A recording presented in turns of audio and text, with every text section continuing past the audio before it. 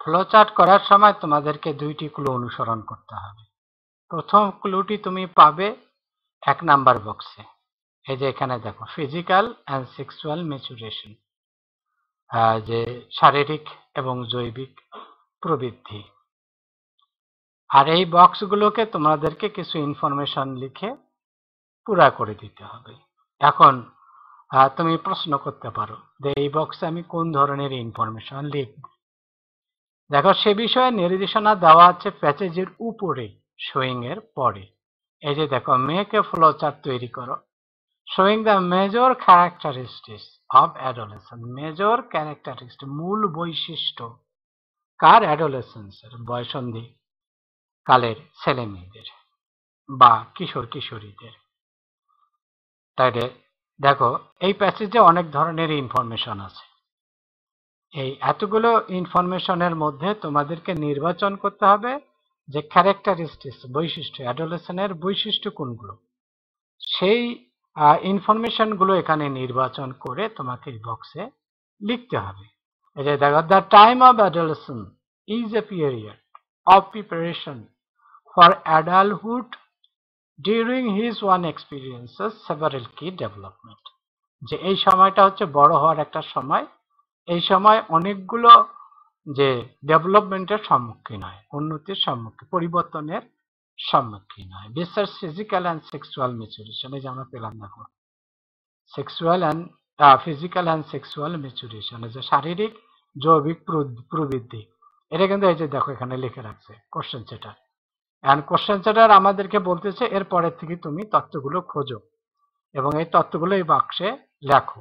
তবে বন্ধুরা, একটি সাবধান, তথ্যগুলো এখানে যেভাবে ধারাবাহিকভাবে সাজানো আছে, উপস্থাপন করা আছে, তোমাকে কিন্তু এই বক্সগুলোতে সেভাবে উপস্থাপন করতে হবে। তথ্যগুলোকে তুমি উল্টো পাল্টা করে লিখতে পারবে না, আর লিখলে হবে না। এরকম দেখো, এর একটা দিয়ে রাখলো এখান থেকে। তারপরে দেখো, দিস এক্সপিরিয়েন্সেস, এর আবার অভিজ্ঞতা নেয়, include movement towards social and economic independence, সামাজিক এবং অর্থনৈতিক স্বাধীনতা চাইছে।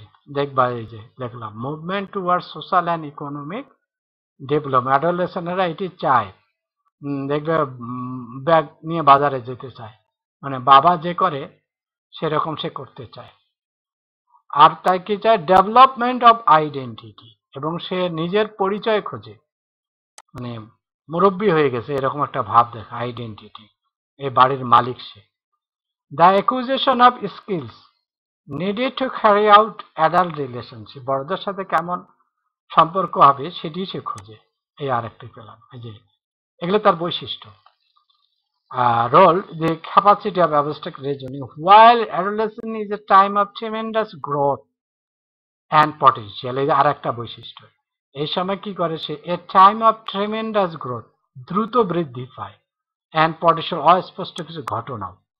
এই যে এখানে দেখো, a time of tremendous growth and powerful growth and potential, এটি একটি। It is also a time of considerable risks, এভাবে এখানে কিছু ঝুঁকি আছে। ঝুঁকি কিন্তু আমাদের চাইনি, এটা আর এক ধরনের তথ্য। ডিউরিং হুইচ, যে সময় সোশ্যাল কন্টেক্সট পাওয়ারফুল ইনফ্লুয়েন্স, তার উপর সামাজিক অবস্থা বিশাল প্রভাব বিস্তার করে।